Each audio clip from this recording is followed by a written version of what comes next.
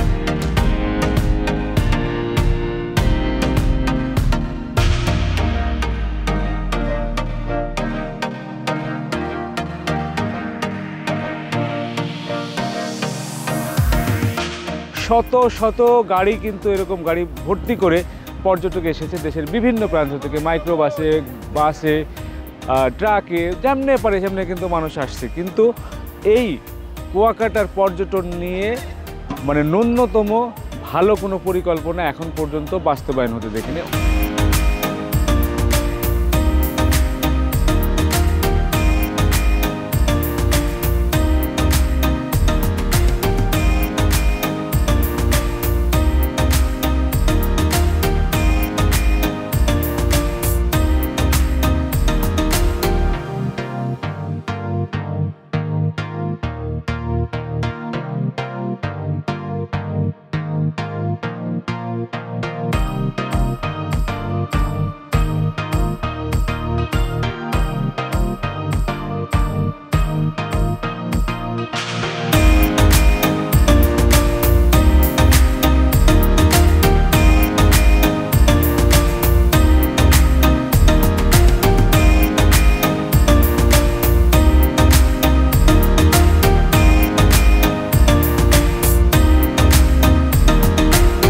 কক্সবাজারের চেয়ে বড় সম্ভাবনাময় একটা জায়গা কিন্তু এই কুয়াকাটা ছিল, বিশেষ করে দক্ষিণবঙ্গ, দক্ষিণ পশ্চিমাঞ্চল, এই অঞ্চলের মানুষের কিন্তু খুব কাছাকাছি জায়গা এই কুয়াকাটা।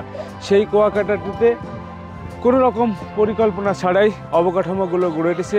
সড়ক পথটি এত বাজে অবস্থা, যেই সড়ক ধরে মানুষ আসবে এই সমুদ্র সৈকতের পাড়ে, সেই সড়কের অবস্থা ভয়ঙ্কর রকমের খারাপ। এবং এর আশেপাশে যে অবকাঠামোগুলো গড়ে উঠেছে, হোটেল, রিসোর্ট, মোটেল বা খাবারের দোকান, ফুটপাতে যে দোকানগুলো, সেগুলোর অবস্থাও আমি বলবো যে একেবারে যাচ্ছে তাই অবস্থা।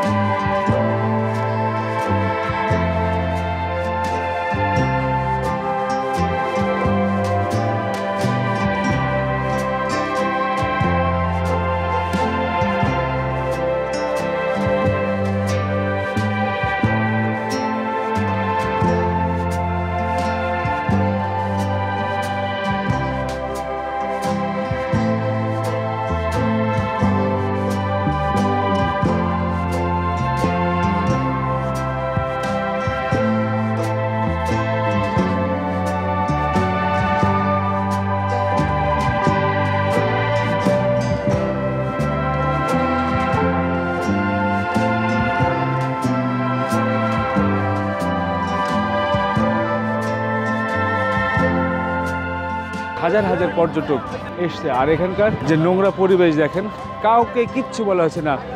এখানে যাচ্ছে তাই ভাবে, কিন্তু সিগারেটের প্যাকেট, চিপসের প্যাকেট, প্লাস্টিক যা মন চাচ্ছে সবাই কিন্তু ফেলছে।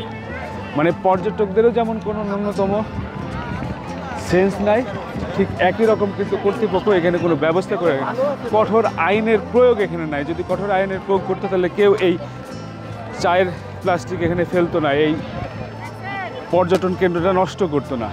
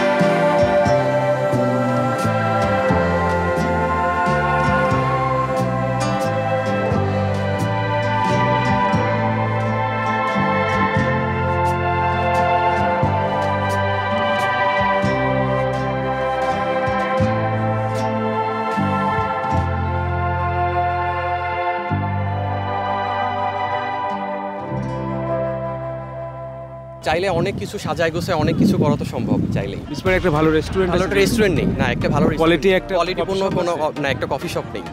আপনার কি এখন ইচ্ছা করছেন একটা কফি খাই, একটা কফি বিস্ফোরণে বসে? বিস্ফোরণে হ্যাঁ, ভালো একটা মানে পরিবেশে বসি।